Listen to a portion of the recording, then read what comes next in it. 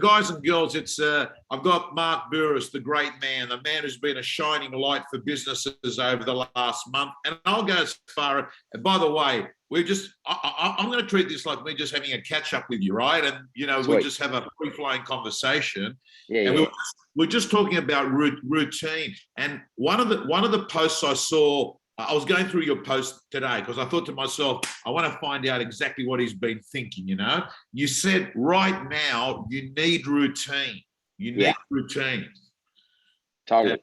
Well, you asked me what do I still have a coffee? Well, I own a hotel my son, I own the rest of it. My son has the business, which is a hotel, and I'm in it with him. I'm 50-50 with him. And this hotel, we've been closed down now since the second week of June. We closed down most of last year. I mean, when I say hotel, it's an accommodation unit, but underneath it, it's a coffee shop, which it's a funny story, Tommy. I've been going to this coffee shop called Latteria for 27 or 28 years, okay, around that period. Not the same owner. Not the same owner. No, different owners. But the boys who set up went to my school. And it's been through a few different owners, but I've always went to the same joint. And, and I love it because I go to the gym, it's in Darlow, I go there and get a cup of coffee, get my breakfast, blah, blah, blah. I know that, and I've known all the owners and I know all the people who've been going there forever. And I have the same breakfast and it's full routine, right? It's really rigid routine. Anyway, last year during the lockdown, they were about 10 doors up from my hotel. And they were having some trouble with the landlord. And it looked like the landlord was going to boot them out. So what I said to him, I said, listen, I couldn't stand not to have you as part of my routine. So I actually put him in my hotel. So I opened up, I did some work and what have you. I got my son and he arranged it. He sorted the whole thing and we gave him a really good deal. And I put him in our hotel. And now they're the only thing that's open. To be honest with you, the whole hotel's closed down. But we have been doing some renovations in the hotel. We're turning it into a service apartments type deal. And so I go up there every morning and just to see how we're going with the work and say hello to my son. And I go downstairs and I get a coffee. I can't go and have my breakfast, but I get a coffee. But I've got a new routine. So I get myself a coffee and I get a little cup. And inside the cup, they make me poached eggs, hard poached eggs with Tabasco. And they put it inside the cup and I take the coffee and the Tabasco and eggs and sit in my car and eat the fucker every single morning. And this morning as well, Sunday morning. Because the builders can go there now, they can go there 7 days a week. So I go there every day, and that's part of my routine. Mark, do you rise up? Are you like early riser, or what's your typical time you get up? Every day, 4:30. Is it an alarm clock or it's natural? No, I wake up. I'm awake before that. I get out of bed up past 4. But sometimes I can get out of bed at 3:30 sometimes because I'm not a fantastic sleeper. Well, I'm not a long sleeper, so I'll sleep six hours, but I'll go to bed reasonably early. So, I'll go to bed 10, 9:30, 10, and I'll sleep pretty much right through. But I get up sometimes 3:30, and I've got a dog here, and I'll take him for a run, and at 3:30 in the morning, not if it's windy or something or raining, but if it's reasonable morning, I'll go for a run. Summer, winter, doesn't matter. Take him for a run, no dramas. But I'm always out of bed at 4:30, no matter what. Saturday, Sunday, every day. In the last 6 weeks, what have you missed the most out of life before the restrictions? Well, I'm not really a fully sociable bloke, that I don't have I know lots of people and got lots of friends, but I don't go hanging out, if you know what I mean, going pubs, bars, restaurants, all that sort of stuff. But what I have realized is I do have a social life in that my social life's around the first thing I go when I go to the gym. I mean, I say hello to people. We just talk about Billy Cockinos a few moments ago down at City Gym. I go see Billy. I see his business partner Andy. I might bump into one or two people in the boxing ring upstairs who I know. Then I go get a coffee. Like yesterday, I went and got a coffee in the morning. When I went to get a coffee, I saw Tony Mundine, I had a Magda Tony. I saw Kenny Salisbury, I had Mags Kenny Salisbury. That's sort of so I miss that social stuff that surrounds all the various things that I do in my day. Gym, coffee, I might at work, staff, people, no one's at work, joint's empty. I mean, I still go to the office because, we've got 180,000 customers, but I have to go to the office, but there's zero people. in my building in Chifley, on my floor, there's nobody, not one person. Normally we'd have 150 people there. And then the other floor, there's no one down there either. On the other, we've got 2 floors there. So I'm the only person there. Mark, you know, when I came to see you, across the road in Chifley, downstairs, there's a cafe. Yeah, right? yeah. Is he trading what's he doing at the moment? In the Chifley building or in the courtyard? No, in the Chifley building. Yeah, no. So that's my cousin. Him and his business partner Sammy. So as Johnny is who's Johnny's mother. My father is her godfather. He's Johnny's mother's godfather. Yeah, and they come from the same village in Greece. And he's not trading inside, but he's takeaway areas trading. They just doing takeaway. Now, by the way, Mark, I have to say to you, I think in the world of real estate, you're probably the most followed non-real estate specialist by the real estate industry. I mean, I think they like the fact that you say things straight. It's not too filtered, right? And I think people can relate. They like people that's, real estate people are fundamentally business salespeople, right? They're swapping their time to make $1, right? And they wake up on the first day of every month, they've got a gun pointing to their head saying, list and sell real estate or you won't eat, right? So they can relate to the stuff that you talk about, resilience. Now, I'll do a shout out for Billy because I noticed on Instagram, he's been trying to sort of stay busy. He's been providing free once a week, I think. He gets people to come in and he provides, he cooks because he's got a kitchen at the front there. Yeah. And he's been cooking for the members, trying to stay relevant, Mate, you've been talking to a lot of these business people. You've been flying the flag for business. You know what's ironic? I remember coming to see you at your office about a year ago, and I saw the photo that Susan posted, and it had the sanitizer there. And I thought, oh, wow. So it was around the COVID period last year. And you said to me, one of the things that worried you, that kept you up at night, was the way Gladys was going to handle things, right? So we're a year and a half later, right? So we've got this thing which is unexpected. She's doing okay, not good, or is it hard for you to answer? Have you got a view on it? Well, any view on Gladys has to be a view on the broader mob that advisor and or supporter. So I won't just single her out. I mean, she's just sort of like their front end. There's a big rump of it all, including her Minister of Health. So I got a view. My view on them right now is, and she'll say, oh, it's easy to look in hindsight, but I am looking in hindsight. She should have gone hard and fast lockdown. 7 weeks ago, she should have done it. And because I think, in my opinion, her advisors and her and others have been trying to protect Gladys's reputation as the premier who didn't lock people down. And when you start to try and protect your reputation as opposed to pivot and or make decisions which are relevant to the time, the variables at the time, then you run a risk. And the risk she's run, and she took the risk, is that now her reputation has become somewhat tarnished because she's no longer the premier who never locked anyone down. She's locked us down for nearly as long as they did in Victoria, and it's having incredibly heavy duty consequences. And for me, she is at the forefront of her team that has created division in New South Wales, or particularly here in Sydney. I see terrible division, and division in the media about her, division amongst her constituency, division at the political level. Clearly, I mean, I don't care what anyone says. Scott Morrison would not be happy with what's happening in New South Wales on an electoral basis because Scott Morrison can't afford to lose one seat in New South Wales, one Liberal seat. And if you remember the last election when he won, Gladys was by his side, and Gladys was extraordinarily popular in New South Wales at the time. Gladys carried the day in New South Wales in number of seats. Scott can't afford to lose. Coalition cannot afford to lose one seat in the federal election, which will be held before this time next year. So I think there's political division too, and I think there's division even within her party. Now she's managing to hold it down. But you keep hearing about the treasurer not being happy and with some of the decisions being made. And because he's the guy, when things start to pick up again, he's going to be the dude who's going to have to repair everything.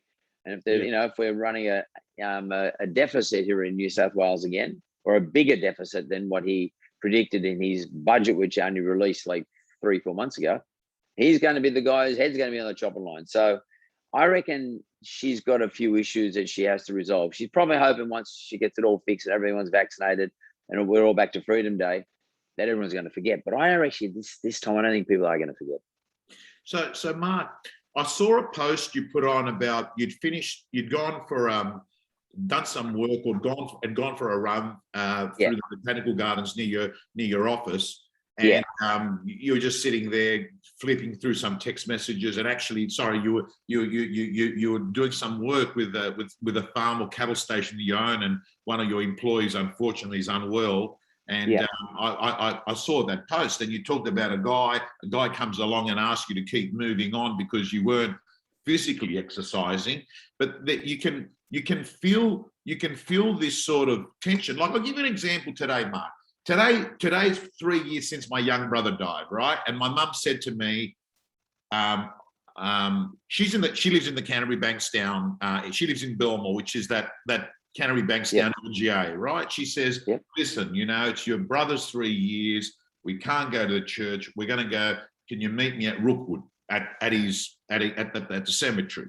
And I said, yeah. I said, I'm not supposed to, with what's happening, and you shouldn't be going out. And then I'm thinking to myself, I'm feeling guilty, right? I'm feeling guilty, and I've been made to feel guilty by these continuous press conferences about me going to a cemetery to honor, 3 years of, my 41-year-old brother, right? And then I'm thinking to myself, like, how have we got to this spot? Or another example, Susan that just introduced us, she put a post on yesterday, I'm fully vaccinated. It's everyone's business whether they want to get vaccinated, they don't want to get vaccinated. Anyway, she's put I don't know if you've seen those posts, I'm fully vaccinated. It's a social media post. Yeah. And she's been hammered by a lot of people, right? You just feel tension everywhere, Mark, What's the solution? Oh, man, I don't know, Tommy. I don't know what the solution. I mean, by the way, I would equally say I'd hate to be in Gladys's shoes right now. I mean, I'm not. I don't think I can do a better job. I'd hate to be in the shoes. The solution is, I think, is that we really need to see some leadership, proper leadership, in my opinion, in New South Wales. I'm not talking about at the federal. I'm talking about in the state level. I think we need to see leadership which actually gets up and admits their mistakes, leadership where you seek forgiveness, and then someone then leads us out, and leadership with it shows us a strategy and a roadmap, a proper roadmap, and leadership which is inclusive. So, and I'm not here to pay out on the Premier of New South Wales. It's just not what I'm thinking. But you've asked me a question, I'm going to answer it honestly, how I always talk. For me right now, leadership is not just about saying how many cases we've got, how many people have been in the community. Leadership is not just about saying how many people died and our condolences every time they say they don't even know these people. I mean, that starts to fall on deaf ears. Or thanking the number of people who went and got their vaccination, or thanking the number of people who turned up to get a COVID test. It's not just about that.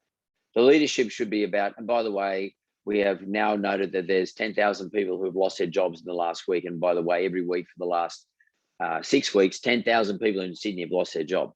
And I'd like to acknowledge as the leader, a leadership, I think, should also say, and by the way, we have had, there's 20,000 people have gone out of business in New South Wales. And for that, we feel we give you our condolences again, because, having someone going to ICU, for me, is equivalent to someone who's looking at something they've been building up for 20 years and that going into ICU. Let's acknowledge and include all the things that are consequences of the decision making, rightly or wrongly, by the government in relation to how we are locked down at the moment. So I would like to see inclusive leadership, which has inclusion. I would like to see leadership in New South Wales, which is apologetic and open and admits errors honestly. and everyone will forgive it. But basically, everybody likes Gladys anyway. We know she's not an evil person or anything. So we'll say, okay, you made a mistake. We've got it. Sweet. And then finally, what's the way out? What's the future game plan look like? Not just in relation to, we need to have 80% vaccinations. That's one plan. The second plan is, and by the way, this is what we're going to do for New South Wales, people in business in New South Wales who are in trouble, or self-employed people in New South Wales who are in trouble. This is what we're going to do for the real estate industry. This is what we're going to do for the accounting industry. This is what we're going to do for blah, blah, blah, the delicatessen industries, etc. That's what I think will fix it, Tommy. I think we need a change in narrative.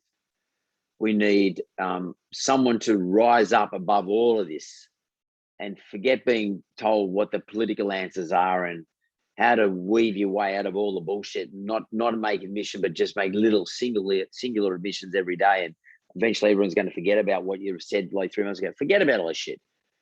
Just be straight and tell us straight up. That's what I think is the way to solve it. Well said. Well said. It's funny you were talking about, her, not locking down early enough, because do you remember John Hartigan? Yeah, I sure do. Okay. Hardo, yeah.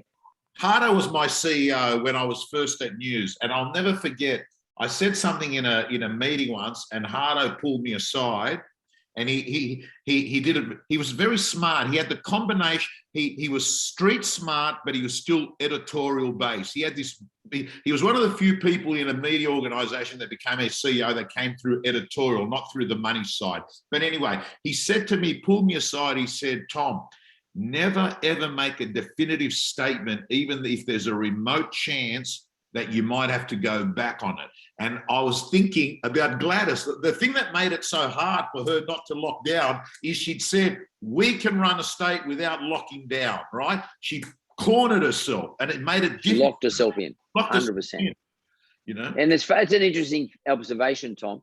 And I think in business, you can be, it's the same sort of thing. I mean, your followers are largely real estate agents, and there's a good lesson to be learned there. You shouldn't say to your client, I'm the best salesman in the country and I get the top dollar every single time.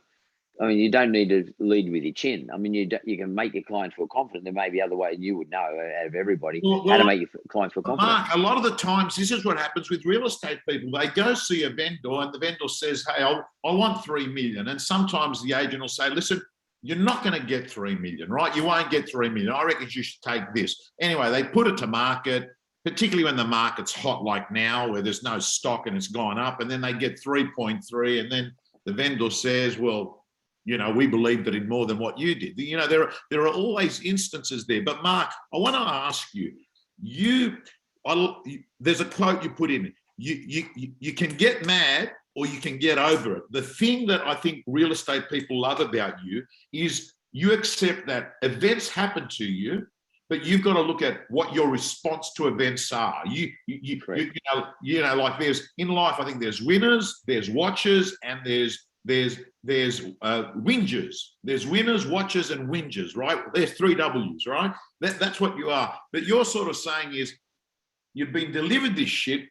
What are you going to do about it, right? I want to ask you, what are the tips that when you have conversations with your people, with people through the mentor program, the great series that you run, if anyone here is not connected on social, on Insta, LinkedIn, or Facebook, watching the mentor series that Mark gets, just ambitious, smart, creative people, I want to ask you, what would you be advising to your own people now if you're mentoring them, how to survive in chaotic times?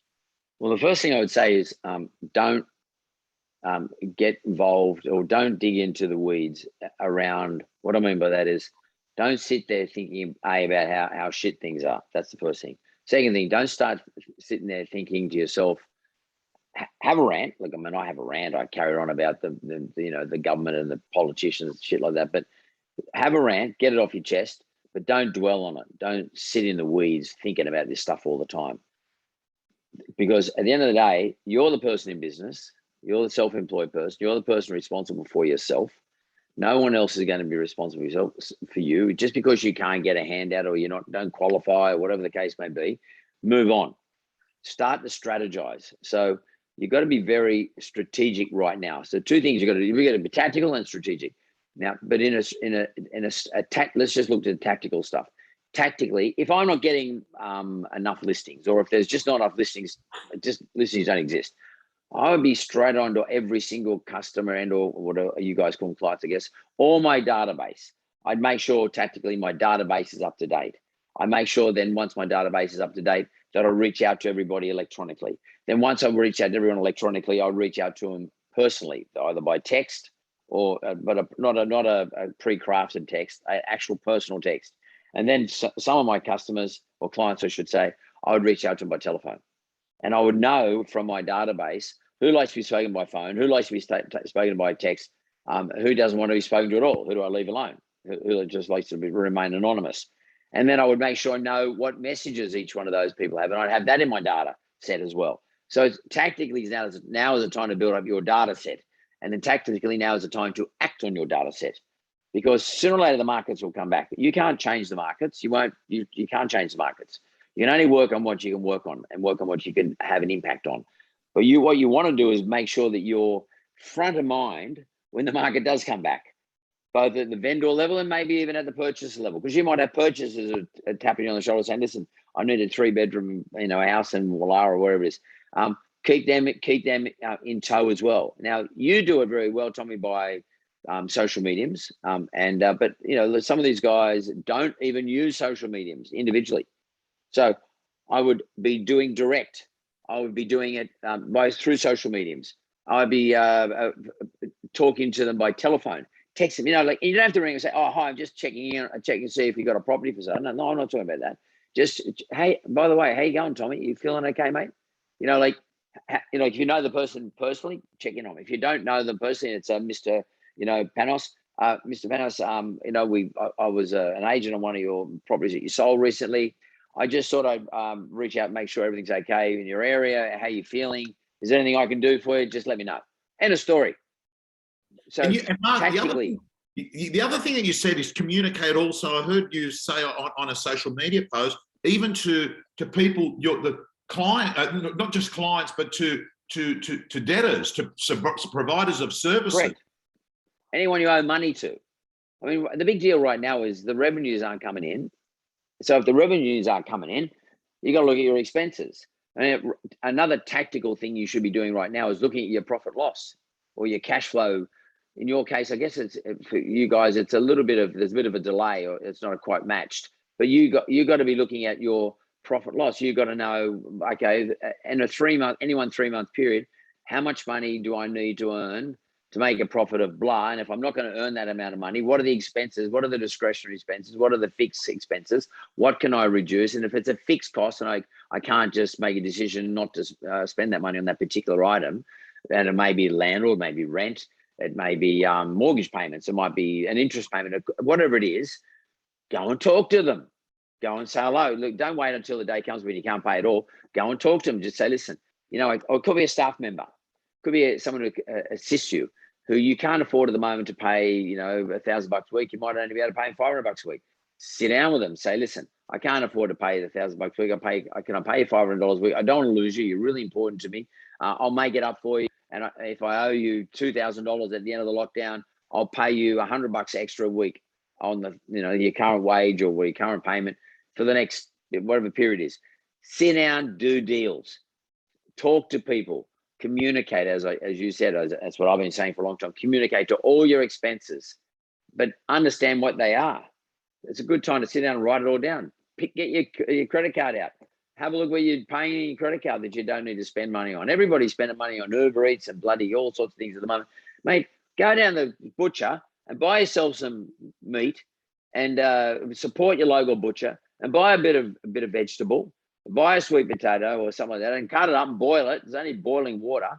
Boil it and grill the bastard, and you'll probably save yourself $20, $30. And you by the way, you've got time and you'll enjoy it much better too. Put a bit of salt on, a bit of olive oil, mate, and you're sweet as a nut. I mean, but it sounds silly. I'm not making fun of it. I actually think it's a good time to do those things. Yeah. And if you've got people who live in the house with you, share things. So, You know, like it might be your wife or your partner, or there could be some mates who you live with, or friends, or you could be living in shared accommodation. Start to work out a sharing arrangement. Have a schedule. Who's doing what? Who's going to the shop? Who's buying what? We're making spaghetti bolognese. You buy the meat. I'm buying the pasta. You buy the sauce. And because you didn't spend as much money as me, you can make the meal. I don't know, mate. Start to be a little bit inventive. These are all tactical things you got to be doing. But then you got to get strategic. You got to start getting a bit strategic too. You got to start saying, hang on, the bloke down the road, he's not going too good. He's my competitor. He's doing it tough. We both got an office suite. We only need one office suite for the future. Why don't I go and talk to him and say to him or her, listen, why don't we join forces? And we just have a lot of costs going forward. Instead of me competing with you, let's join up. Maybe we can have one and a half staff members instead of two. We could have one set of premises, and your premises are better than mine. So we get in your joint. You got blah, blah, blah. Start being strategic as well as being tactical. But Mark, it is a little bit like, you know, the way I feel is it is a little bit of a reset. It doesn't matter who you were before this. It's like some people have got on a plane with business class. Some people have got on a plane in economy class. Then you've come out, you've got on that bus that picks you up from the tarmac, and they've said, you're all the same. It's new rules now. I think it's a bit like that, right? Different opportunities come up. But by the way, everyone watching this, what Mark said a few minutes ago is profound. You've got to plan for this, because in real estate, Mark, what's happened is this. We had a decent July because there's a lag in real estate, and you'd know that from your world of mortgages, right? So There's this lag. We're going to start copying it, because now the legislation says that you really can't, a lot of people aren't listing their properties like before because they're not inviting you over. So if you don't list a property, you won't have a property. You can't do an open for inspection. So all of a sudden we start seeing the supply chain of listings dry up, and then we see less sales, and then 6 weeks later is when they normally settle. So you get this cash flow problem that might hit us September, October, Mark. And you got to plan for that now. I can actually see that happening, that sort of 3-month lag period.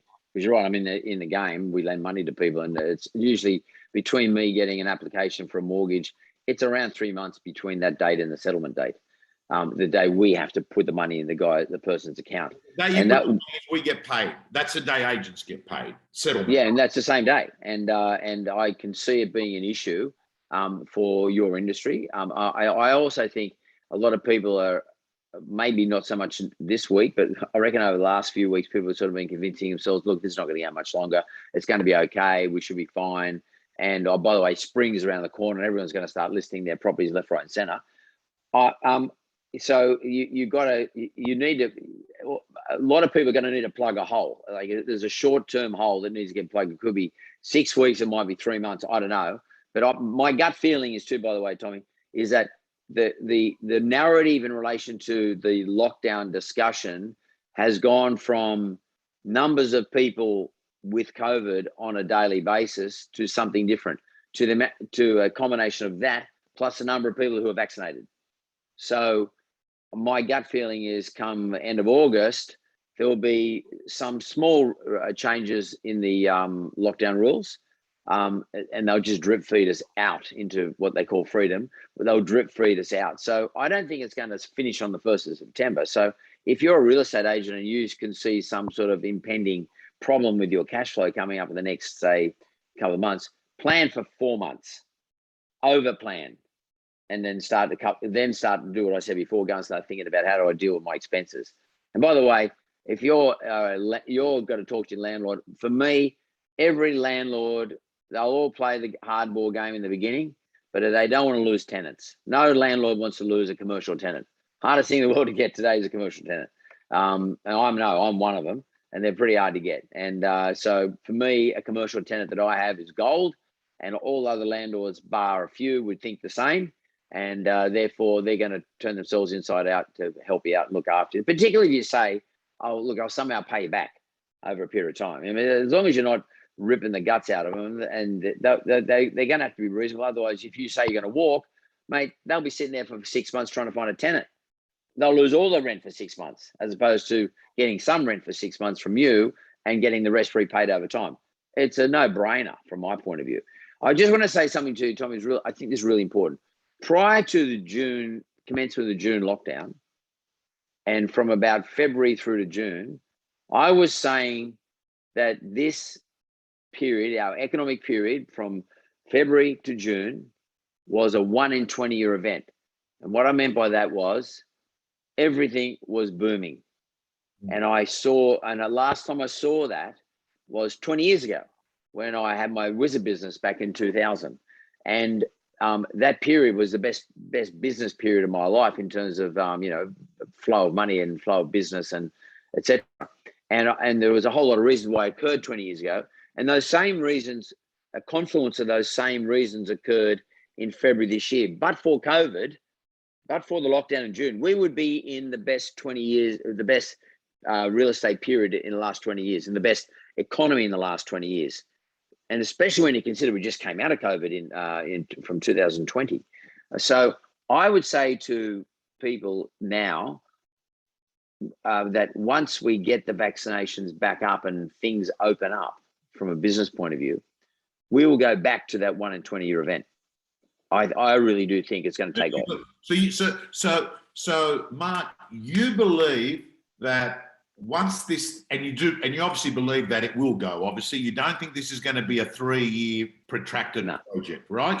You think it's vaccinations get to a level and then opening. Do you see Greece on the horizon next July? In terms of travel? Yeah. Yes, I do. I see next July, June, whatever it is. I see next year double vaccinated people from Australia being able to travel to somewhere like Greece and return home and either home quarantine or not even quarantining at all, as long as they have a test and they come out as negative. So negative. Yeah. So I see travel being reopened, and there's a few practical reasons. If I might, you might indulge me for a second. At the end of the day, mate, we've got an election coming up, and our PM it holds on by one seat. The Nationals, the coalition hold, and the Liberals hold on by one seat. So they're going to have to come out with some good news come February, March. And one of the good news things is, well, put it this way, a bad news thing is that we completely balls up the whole vaccination thing, and that and we're stuffed and we're back into lockdown. I get a bit of comfort for that view from the following. The Doherty Institute recommended an 80 to 85% vaccination of all adults above the age of 16. If you go and talk to the guys from the Grattan Institute, which is the economics institute, Doherty's a scientific institute. If you talk to the Grattan guys have been saying to the government to have an effective to effectively get ourselves out of all this lockdown stuff, you have to have 80% of all people, not eligible adults over 16, but all people, including kids. So 80% of people over 16 is about 60% of all people. Now, the Prime Minister, along with the premiers at the National Cabinet last week, was able to resolve that they're going for 70%, and then after that 80% of all eligible adults, which is actually a good thing from our point of view. And it's going against the economic advice they're getting. So the politicians are playing politics. They're playing politics at the moment, annoying the shit out of us, but they're also going to play politics to get re-voted back in. So I think they'll open the joint up, and they'll basically say, this is an unvaccinated disease. If you're unvaccinated, we feel as though our hospitals and our health system can actually cope. So I think that's where it's going to be. And I do think they'll open the borders, and I do think they'll open the state borders. And all the premiers, other than the West Australian premier who's reserved his rights, I heard him say it. He said, I reserve my position. But the others of all on the East Coast, our coast, have all agreed at this point that at 70%, there will be minimal lockdowns, and 80% there's no lockdowns. So, and we're talking about that by Christmas, by mid-November. I've seen the Grattan numbers. I did a podcast with the economists from the Grattan last Friday, who originally in 2008, they worked on a pandemic wartime scenario after SARS 1. And that guy was one. So he came into my podcast last Friday, and last Friday he told me that mid-November, we should reach the national cabinet's numbers around Melbourne Cup time. Okay. So that's so Mark, you know, up until then, so we're potentially 3 months away. And I want you to picture this. You said before, hit the phones. There's a lot of people I see in business at the moment that are hitting Dan Murphy's just in the last few weeks, you know? Yeah. Seems to be this, you know what I mean? I got time on my hands. I can't go anywhere. Not a great strategy, is it? You know? It's a shocker. You know, I can sort of see how people would do it. I mean, it's not my thing, but I can sort of see, well, you just get into this quagmire and you just start, and you stop thinking and you start drinking. And it is an easy way out. For me, I'll be honest with you, I think things like Dan Murphy shouldn't be allowed to sell. I think they should be locked down. I don't think booze is an answer to anything. Like, you're at home, you're not socializing with your mates or anything. So that means by definition, you're boozing on your own. That is not a good thing. The government should be. Why, Mark? Why are booze shops not even questioned in this? My daughter asked me. She said, "Daddy, with everything closed now, why is it that the Coles is open and the booze shops are open?" I sort of get food. I understand that part, but the booze, I don't agree with the booze. I just don't think the booze joint should be open. End of story. I mean, because like we're in lockdown, so that just says we're drinking on our own. Like, or maybe if they're open, there's a limit or something. I don't know. Someone else smarter than me can work out a system, but you know, I mean, they've got our QR code all the time. You know, maybe there has to be some sort of limit on the amount of booze you can get. And you know, you got a choice at the end of the day. I mean, like you got to keep your brain busy, and otherwise it starts to wander off. You remember when you were a kid, your mother used to say, "The devil makes work for idle hands." You got to stay busy. And we talked about earlier on, like we've got 3 months between here and November. You know, at worst, by look of things, in a practical sense, unless something really bad blows up. But like 3 months between here and mid-November, you got to get busy, stay busy, and you got to work out strategically how to get an edge. The edge is one, physically well. So make it your mission to lose weight. You know, I said in one of my things recently, you know, I woke up one day a couple of weeks ago. You know what I did? I started preparing myself as if I was going to, like the old days, I was preparing for a fight, like I was going to jump in the ring. So I thought, okay, I'm going back on my old food diets. I rang up my mate who's the fight dietitian. I said, okay, give me a diet. I went and bought the particular food.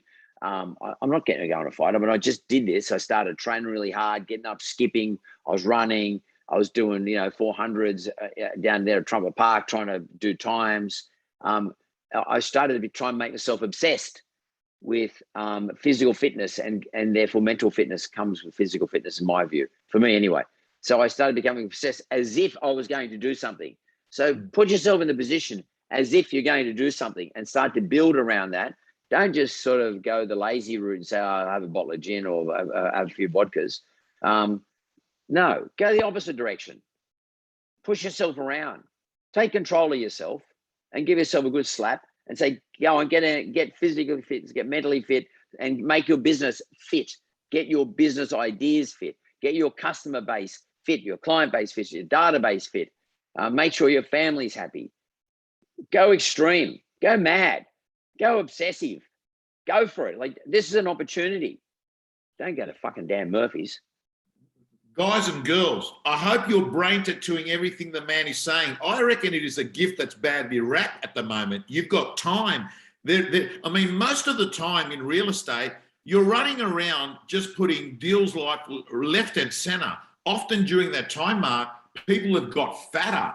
And I can tell you, I have a lot of real estate agents that hook up on a coaching session, and then they'll say to me, Tommy, I don't want to talk about, you know, my marketing strategy, or I don't want to talk about, you know, my closing skills. Mate, I just wake up and I'm just lethargic, and I look in the mirror and I feel fat, and it's just not what the plan was supposed to be. It's not what I wanted to do 20 years ago when I got into this business. I was driving a nice car, and I slowly sort of started putting staff on, and I've put a bit of weight on, and I've become a bit of a stranger to myself, you know. Here's a chance to actually, you know, go back, you've got a bit of the Yeah. time. And you're not going to lose any ground because your competitors, it's not as if your competitors are going to work. I mean, like, now's an opportunity to do better. I mean, like, if I tell you what I did, Tommy, I set a program out. So I decided by the mid-September, I want to get down to, I want to be able to weigh in at 75 kilos. So I was 85 kilos when I started this mission. I wanted to be able to fight middleweight again. So I thought, okay, I want to be able to weigh in 74.99 kilos, which is middleweight, the height, the heaviest you can be at middleweight. So I wanted to fight middleweight again. So I thought, okay, I've got to lose 10 kilos to get there. So I actually set out a structure of the first week I wanted to lose 400 grams on the scale. And then I rang up my mate, the fight dietitian, and said, this is where I'm at. And then the next weekend I wanted to lose another. So I'm right now, I'm at 79.8 kilos, 79.8 kilos. On the So start of the lockdown, or is this from? Yeah, it's about 4.5 weeks ago. Now I'm skipping better. I'm benching better. I'm deadlifting better. I mean, I haven't got a fancy gym. I got a little bench, and I've got a deadlift. I got a bar and a couple weights on the end of it, and I got a bag, and I got the road out the front here, and I go for run, or I can drive to Trumper Park, which is 8 k's away, and get on the 400-meter track. And I got a watch. I can time myself. Like, I run with my mobile phone in my hand, and I try to do between 8 and 10 400s under 2 minutes with a minute rest. So I'm preparing for I made in my mind this pretend that I'm preparing for a 5 2-minute round fight with a minute rest in between each thing. So I'm going to run 10 400s under the 2 minutes with a minute rest. And I do 5 100s. I mean, it's nothing, like, I'm not giving myself a pat on the back, but it's just, it's a weird way of treating yourself, but it actually works. And I get on this fucking scales, mate. I weigh myself. The sooner I get up in the morning, I go to the bathroom and I go and fucking weigh myself. And that's my benchmark. I weigh myself every single day. So, but Billy K from the gym said to me, you were already obsessed. Sometimes he said to me, you train 2 times a day back then. Well, that's when I was fighting though. I was fighting in Tommy. So right. if I had a fight coming up, I would fight twice a day. So I do some weights in the morning and run and skip and weights in the morning. Then I'd spar in the afternoon or hit the bag or hit the pads in the afternoon. Yeah, I used to train. I would train twice a day. I'm not training twice a day at the moment, but I am really obsessing about doing extra bits and pieces. So at work in my building, I'm on the 11th floor, as you might remember that. I now walk up the stairs. I don't take the fucking lift. And I walk down the stairs. So it's 11 stories. It's 11 sets of stairs. It's I think there's 15 steps every level or something like that. And I'm doing 150 steps or 165 steps once or twice a day. I mean, they're little things. I know. I'm not, and by the way, I'm not trying to make some sort of, whatever. But I'm just giving you tips what I do. Like, it's about getting my mind right. And if I'm physically right, my mind will be right. If I'm not physically right, my mind won't be right. And then you start bashing yourself up. And then when you bash yourself up, you think, oh shit, I have a drink or eat that cake or eat that bag of chips or eat that, whatever. And it's too easy. It's too easy. That's the easy way out. I actually think for me, I know you're an obsessive person, right? I don't think there's anything wrong with being obsessed. People go, oh, that's a fucking sickness. Well, stiff shit. It's what works for me. And I obsess about things that are positive. I don't obsess. I'm not an obsessive gambler or something like that. I obsess about things that are good for me. Yeah. Particularly now. Now is a time to obsess about things that are good for you. Obsess about your data. Obsess about who you reach out to. Obsess about how you are physically. Obsess about how you cook and how much. I've got scales. I know 125 grams. I can buy a 250 gram sirloin steak, cut it in half and have half. I don't have to have the whole fucking steak. And by the way, when you cook it yourself and you eat the half a steak and you put some veg with it, you're enough. You're satisfied. You don't need any more food after that. A little bit of potato or a little bit of rice, you're okay. But that food sounds like the bodybuilders that are addicted to it. The guys that make what you described there is food that I would think a lot of those gym junkies eat, isn't it? Yeah, totally. Look, I've been through those processes where I've had to drop weight, a lot of weight, in lots of bouts over the years, and I know how it works, and I just know that old discipline works for me. and it makes me really conscious of everything I do. So I'm not going out there and going across the road from my office and to my cousin's place and getting a Portuguese tart. As much as I love them, I'm not doing that.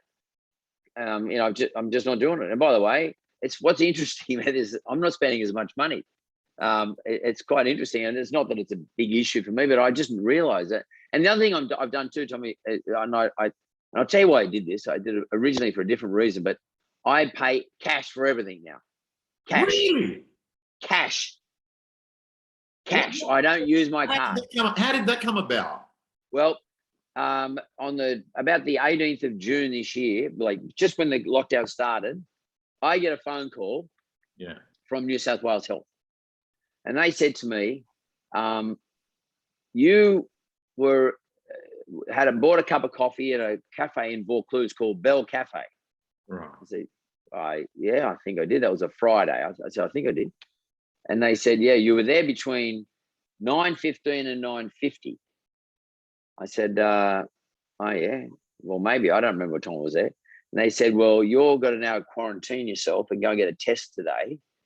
And we're going to ring you every single day. And they sent the police around me twice to make sure I was at home, because I was in that cafe when that limo driver was there. And the reason they knew about it, they date stamped my credit card. Wow. Okay. So I thought, okay, well, I didn't have COVID. I didn't get COVID. I didn't even go in the shop. I bought a takeaway. He might have been sitting in the shop. I don't know, but I wouldn't have a clue. But as a result of that, I thought, well, you know what? I'm not going to be locked down like that. So I'm going to pay cash for everything. So I just every week I go and draw some money out of the ATM. I've got the cash. And then everywhere I go now, I pay cash. Well, what's interesting about that is because I just didn't like being followed around. I didn't like the fact that New South Wales Health can follow me around, electronically, or anybody for that matter. And so I thought I'll pay cash. But now I've realized I know how much money I spend every week.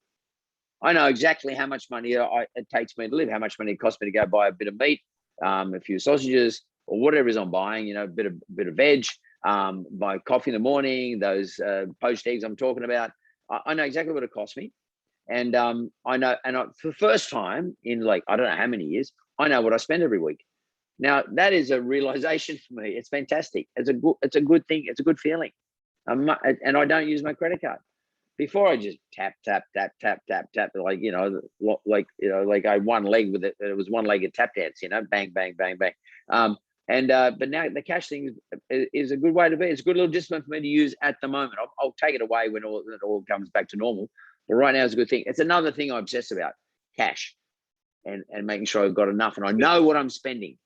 Mark, that's an interesting point where you actually know what I wouldn't know. I mean, like most people now, I use my phone.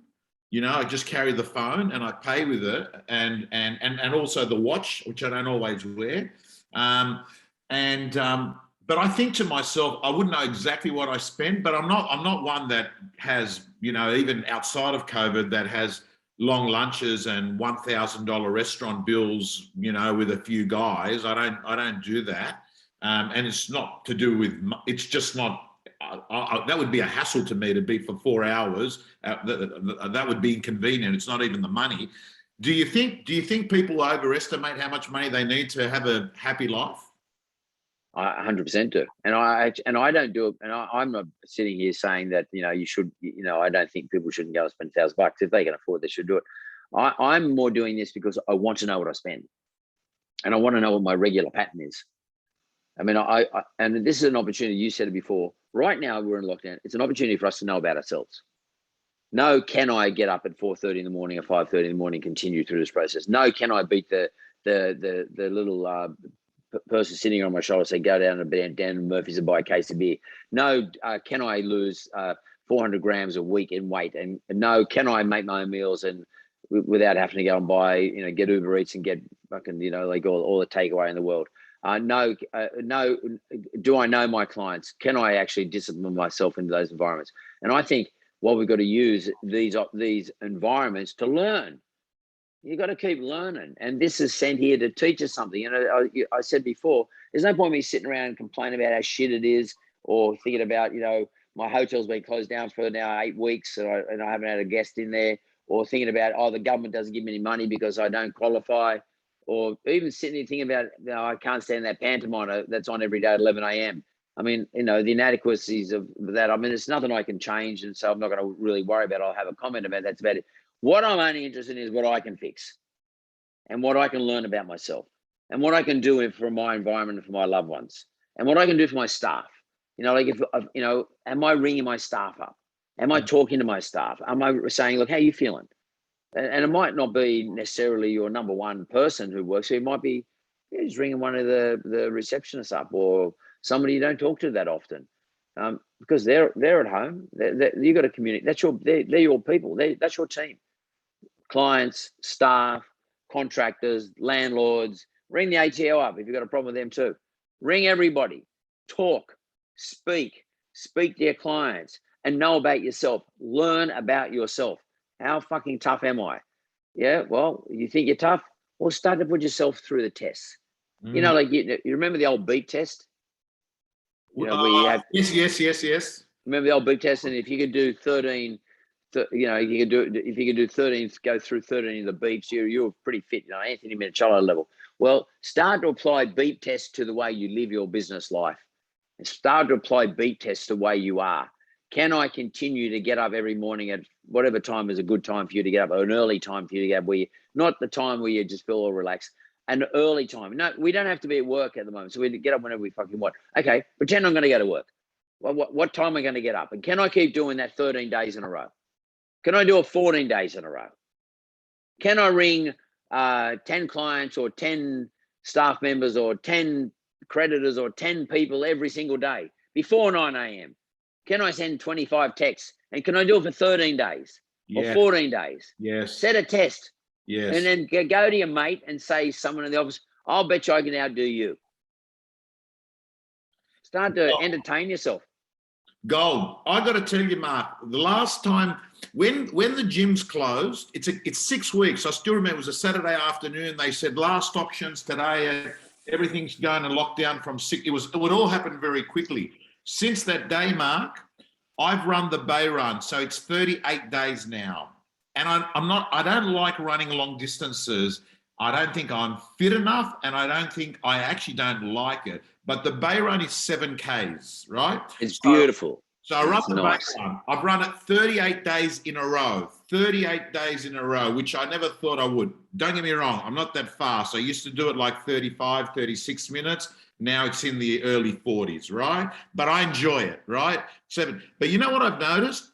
If I win the first hour, I win the day. So if I wake up early and I do the run, I'm up. I've had the coffee. Stuff's happening, right? And what actually happens is then you want to eat well, because you don't want to sabotage everything that you've done. It's like there's this loop. There's this loop of, hey, I don't want to stuff anything else. Everything's going well. So I just think right now, exercise, getting up early, winning the first hour, and you'll win the day. And I reckon you're right. I reckon you can dig deep and find out. And I think what will happen is when we come out of it, you would have picked up a new layer of resilience and belief that you can move forward with your life. It's funny, I know a lot of people run that Bay Run, and I know a lot of, like, Jeff Fennick lives around the corner in 5 Dock there. He runs it. Like young Brock Jarvis. Minicello seems to be at the cafe there. He must live around there as well, right? Because I see him there he still looks pretty ripped, by the way. Oh, he looks unbelievable. But Minicello's, he's always kept himself in great shape. I think that, like you said something quite important. If you win, like you do that run, and it takes you whatever it takes you, and it doesn't matter if it takes you 3 hours. I don't care. You've done it. Okay. I don't care if you run half the Bay Run. I don't care if you start off running 1 kilometer.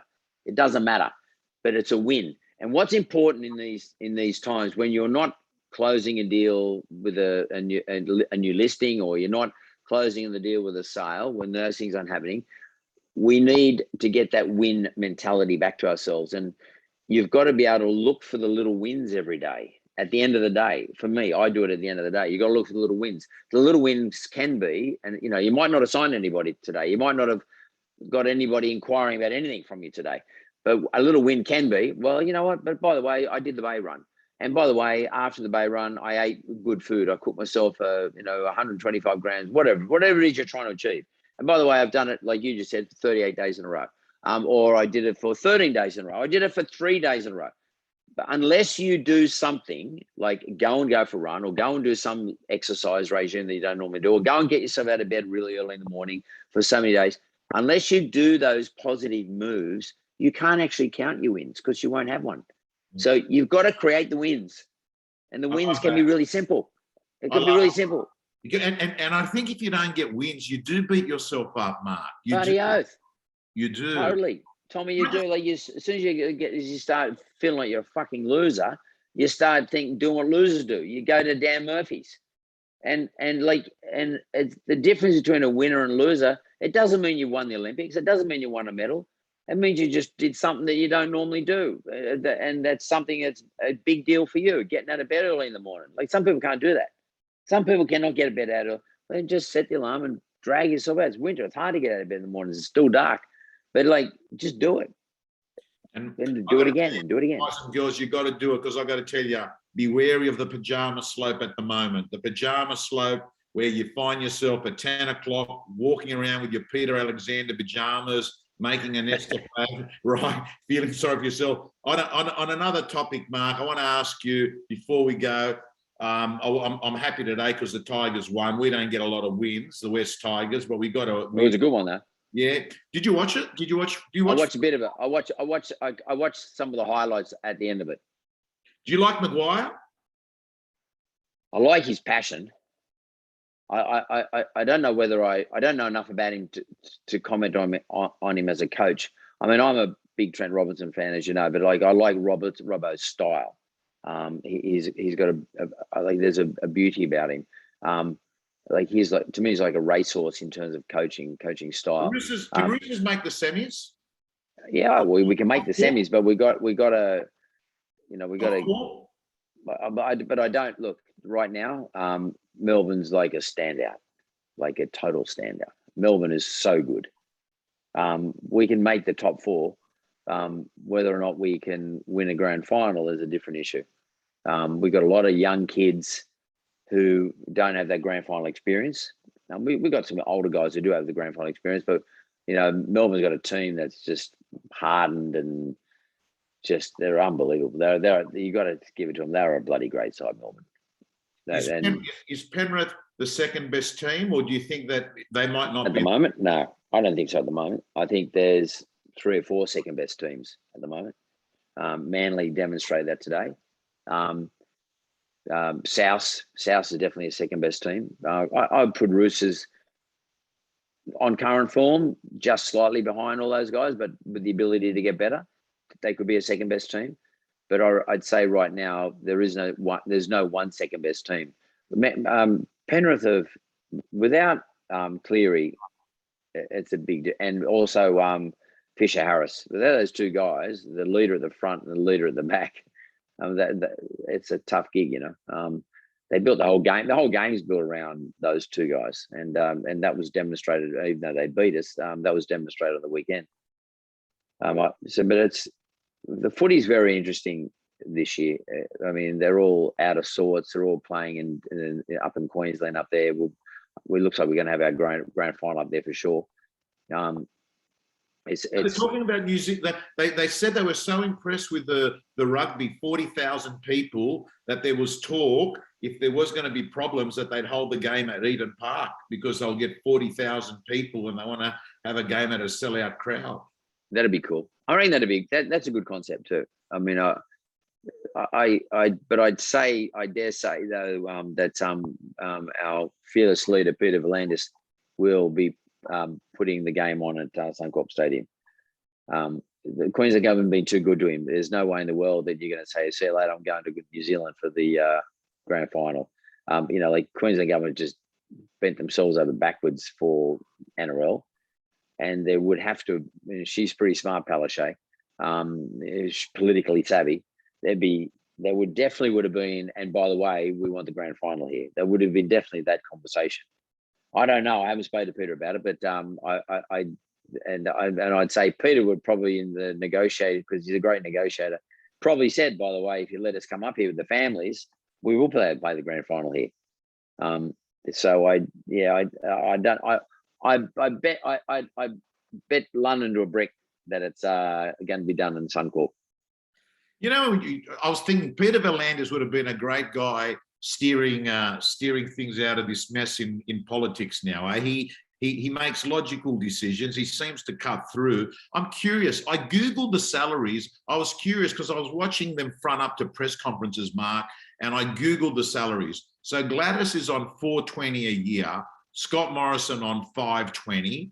So roughly the money. So I think to myself, politicians, Mark, do you think, do they do it because when they go in there, they have this they want to create change, that they want to create a legacy. They want to say, hey, I did this. Or do you think it's people that couldn't cut it, getting paid good money and think that's a good life for me to go down?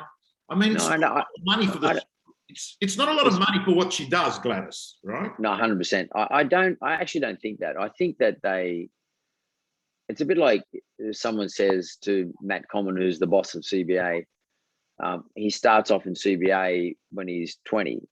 And one day when he's 45, he becomes a CEO. But when he was 20, he never thought to himself, well, I'm going to become the CEO of CBA one day. It just sort of evolved that way. And I think politicians, most of these guys, I mean, apart from someone like Turnbull, who was a businessman, most of these individuals start off as their political careers when they're young people.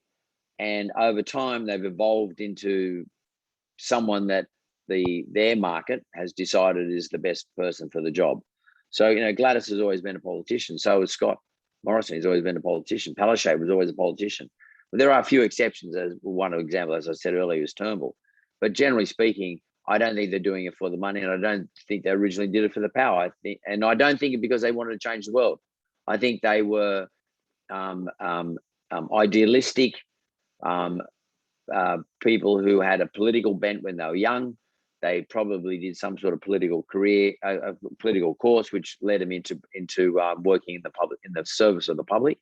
But over time, they've stood out and evolved, and then learned how to play the political game. You know, like Morrison had to, you know, get rid of Turnbull. So, you know, that sort of ruthlessness sort of comes when you learn how to play the political game. But I don't think they were born that way. I don't think they ever had those views. I reckon they just were young, idealistic people who got into the political environment and actually emerged better than everybody else. And the money is the money. I don't think they were ever, you would never have gone into politics day one, like 20, when they were 20, for money either. It was just a job. They're probably just hoping they get paid their, you know, 50 grand a year, whatever a young poly gets paid, or young bureaucrat gets paid. So I don't think they ever went in it for the money, which is why the money's not an issue for them. You, Tommy, wouldn't do it for the money.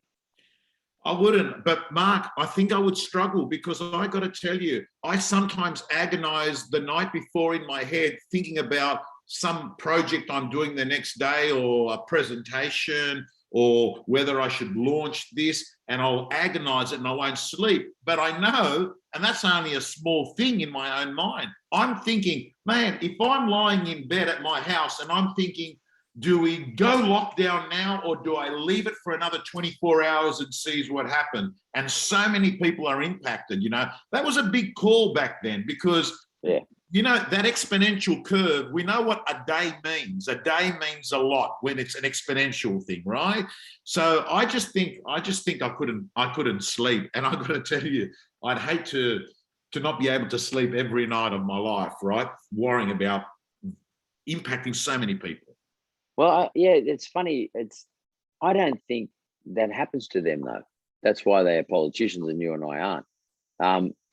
I don't think that happens to them. I think they've got such a broad expanse of advisors that everybody's wearing the load. Everyone's carrying the load. And they've got more advisors than you think. They got so many people. I mean, I must say, though, when it comes to the Prime Minister, it's slightly different, because he's worried about, you know, China hacking into our systems, and you know, China cutting off our ability to sell them whatever, grain or wine or those sorts of things, resources one day maybe. There's a number of issues at the federal level which probably would keep you awake. At the state level, apart from the lockdown, it's a fairly benign type job. I mean, there's a lot of responsibility, don't get me wrong, but it's not like at the Prime Minister's level.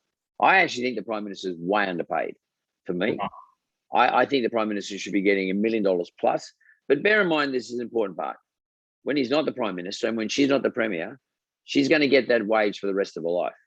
Yes. Forever. To the day she dies. Yes. Then that's worth thinking about. 400 grand a year. If someone said to you, well, here's 400 grand a year, here's an asset worth 400 grand a year. On a 10% return, that's $4 million. On a 5% return, that's an $8 million asset. On a 2% return, that's a $16 million asset. Not bad. Never thought about that. Never thought. And car, security, privileges for the rest of your life. You're always the Prime Minister. So, you like John Howard, who I, absolutely love him. He's a fantastic guy, a great Prime Minister, one of our best. But, they get privileges. So there's something in that too. I mean, and I think a lot of these young pollies, they know that stuff. To be honest, it's quite a safe career in some respects. You're always going to get paid. But even it's hard to get.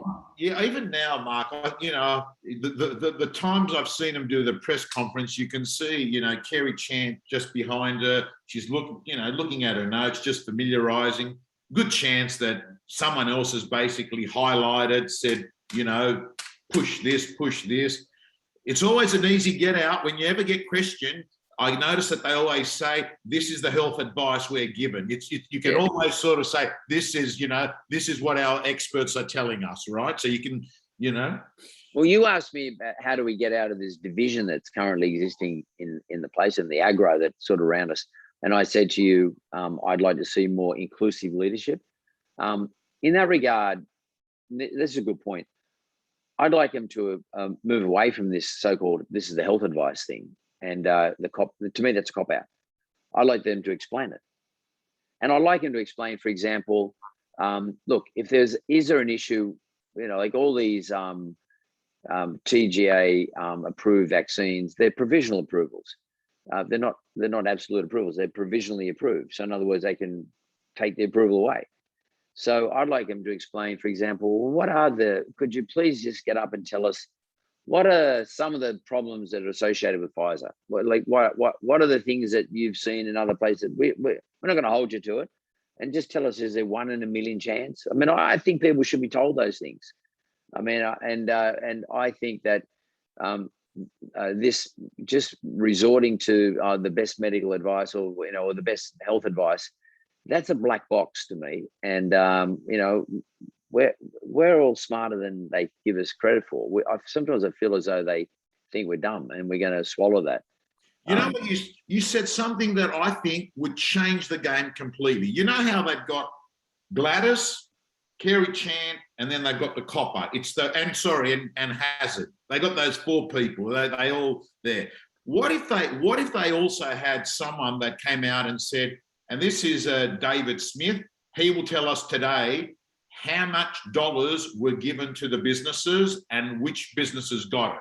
And this is Sharon Smith, and Sharon Smith is going to tell us how many phone calls came into mental health Lifeline and how many staff were put on to this. If they gave it a broader view, then it just became so one-dimensional. I think then everyone would feel, hey, we got spinning. And I think you put a post on there. You said small business needs a seat at the table. Correct. If you gave a few people seats at the table, right, then you feel you got skin in the game.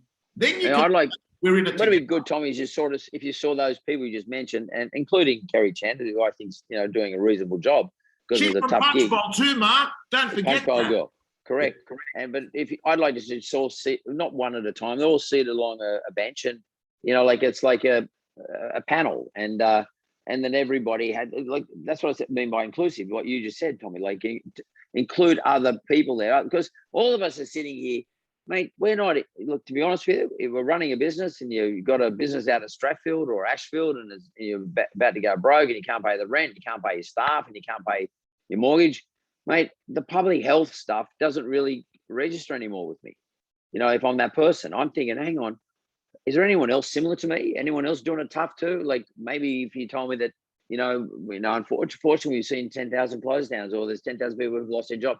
All of a sudden, oh shit, hang on, I'm not the only one doing this. There's a whole lot of other people. And by the way, here's our roadmap. And I might be the minister for business, small business, or I might be the treasurer, Dominic Perrottet, or I might be whoever I am. It's too much heavy emphasis on the medical or the public health. There are different types of public health. There's public physical health, there's public mental health, and there's public economic health. And where they are not talking about the public mental health, and they're not talking about the public economic health enough. There's just not enough balance. And the assumption that all people in small business will one day resurrect us out of all this quagmire when things are all getting better is a wrong assumption. That's the first thing.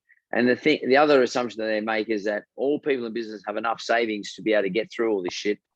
We might have if it was a 1 week lockdown or a 10-day lockdown, but when they start talking about small business being able to get through a 2-month lockdown, having enough savings. That's a different kettle of fish. Most people don't have more than a month's worth of spare money sitting in the bank account. Most people, they live every month to month, every 2 months. By the time you pay your mortgage, you pay or your rent or whatever it is you're paying, you don't have shitloads of money laying around the joint. I mean, a few agents might, because they've, that from the last boom period that we had a couple months ago. But generally speaking, that's not the case. And you may well have invested it, and even if you did make a shitload of money, you might have gone and invested in 6 properties, and they might be negatively geared. So not that many people have excess cash. Well, there's a stat that was talked about on Friday, and it's been confirmed to me by someone else. 20% of people, which is 1/5, have got less than $2,000 in a bank account, right? Those people like less than $2,000. But Mark, I'll read out a text message that came to me on Saturday from RPA, and I just want to show you another worry that I've got. It says, Tom, it's Linda here from Royal Prince Alfred Lighthouse. Sorry, calling you on a Saturday morning. You've got an appointment with Stephen, that's the name of my doctor, which I'm well now, so there's no dramas, but I still see him every 3 months. That's part of the deal, right? Can you please call his secretary on Monday morning, 9515-7387. We need to do a telephone review again this quarter. We don't want you coming into the hospital. So, Mark, I can't get over the amount of people that, might be a touch older than me. English is not so good. They easily fall through the cracks of the system with cancer. They easily fall through the cracks. These people here, time is of the essence with these people, because they'll have some, cancer that's growing. They're not getting it tested. And when this is all over, and at some point next year, they're going to be given a diagnosis which could be terminal. And a lot of them don't even have a mobile phone, mate, let alone not being able to speak English properly, and or not having enough education to understand what it all means, or the importance of these things. I genuinely worry about, and that's why Southwest Sydney and Western Sydney right now, in Canterbury Bankstown, is being adversely affected, because there's a lot of people there who don't speak English, culturally are different. Older people like yayas and papus, they're everywhere, and I know them. And like if my grandmother was alive today, even my father, my father, he's 87, he uses his mobile phone, but he doesn't read text, never. He doesn't text anyone or read a text. We've only just taught him how to use email during the COVID period, but he wouldn't sort of think to look at it all the time. His English is good, but if one generation before him who lived here, like me, she couldn't speak English. She wouldn't survive this time. No way. She wouldn't know what. She probably could, because they can live off a spinach leaf and a bit of bread and a cup of tea. But if they were asking your mum to scan in the QR code and to be waiting for the COVID results coming through by a text message, right? Forget it. That's all. Forget it. And you make a very good point, Mark. The areas that we're talking about, the culture of the people there They don't have FaceTime relationships. It's not No. text messages. They go over like it is in the village, and they sit down, and the person makes a cup of coffee and they talk. And for them, you've taken that away. You've taken their oxygen supply away. You know, they communicate differently to the way our generation communicates, and particularly generation even below you and me. And there's an assumption that everybody's digital. This whole period is about digital, and I mean, and it's one of the reasons I've stopped using electronic payments, because I prefer to pay cash. By the way, I should say where cash is taken. Like if I'm buying something online, I've got to pay by card, obviously, or by electronically. But there is a digital assumption today by all governments, and there's a reason for it. The government wants us to be digital. The federal government, state governments, they want us to be digital with everything, because that's the way you can keep control. I'm not saying they're looking at our emails, but they can track us. They know what's going on. And government is about governing, and governing is about control. You want social control. And by definition, control is you look by whatever means you can control, you will. So, part of our control system is having a police force to enforce the laws. Another way, so any other device or technology that you can use to control the laws and control society, a government will use by definition. That's what governments do. So they will push us into digital as much as they can. And those people who aren't digital get left behind. And by the way, those people who are on digital, you're not going to get left behind, but they know everything you do, everything. And by the way, I'm not sort of running some sort of conspiracy theory. I live in that world, right? I mean, I accept it. It is what it is. They know everything I do. Or have the potential in everything I do, but just remember it. It's a big deal. And remember those people who aren't in the digital world, they get left behind. And a lot of that is those people out in West Sydney, Southwest Sydney, etc., and further out for that matter. Well said. And I reckon there's a business lesson there, Mark, because I reckon the best salespeople I meet, mortgages, real estate, or business, they're high touch, high tech. They've got a combination of both.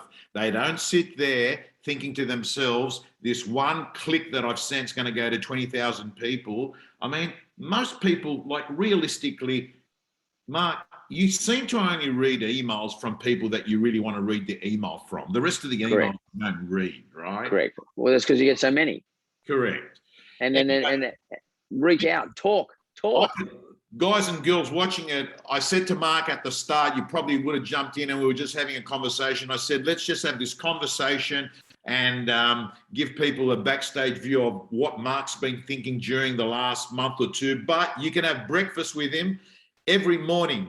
Get the book Rise, R-I-S-E. Get the book Rise and be reading it while you're having your coffee there, and you can start brainwashing yourself slowly to thinking. If you've been thinking, low thinking, you can think stronger thoughts, and mate, it's an absolute privilege. I can't tell you the amount of people, let alone myself. I've got to tell you, I think it's now nearly 20 years maybe 15, 20 years when I first met you.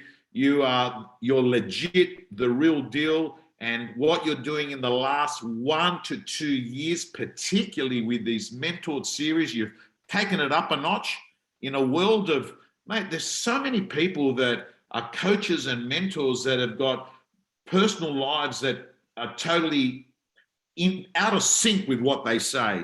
You are the real deal. Mate, keep up doing the great work. And it's always a pleasure chatting with you, Mark. Likewise, Tommy, you're a legend, mate. Thank you. I really appreciate it. I love talking to you. Sunday nights with Tommy. Okay. What are you doing tomorrow? Are you running? What are you doing tomorrow? In the morning, I'm running. I'm running tomorrow morning. So you like those sprints, eh? You don't like doing long runs. No, because I get a bad hip if I keep wearing it down. So I just do sprint. I hardly would call them a sprint, but as fast as I can go, 400. But they test you. 400s test you. Well, I've got to tell you, Mark, I've worked out I do my thinking, my decisions for work and for life seem to be done when I'm running. I don't know why. I think to myself, when I'm running, I think better. When you're running, you make some decisions for some reason. Blood flow, mate. I mean, your brain needs the blood to flow. That's another thing. If you want to make good decisions, you won't make good decisions sitting on the couch. You need blood flow. The brain needs blood flow, and it needs nutrition. And you got the only place any part of your body is going to get nutrition is through the blood. So get that blood flowing, guys and girls. All righty, signing off. Have a good night, Mark. See you, everyone. You too, mate. See ya. Bye-bye.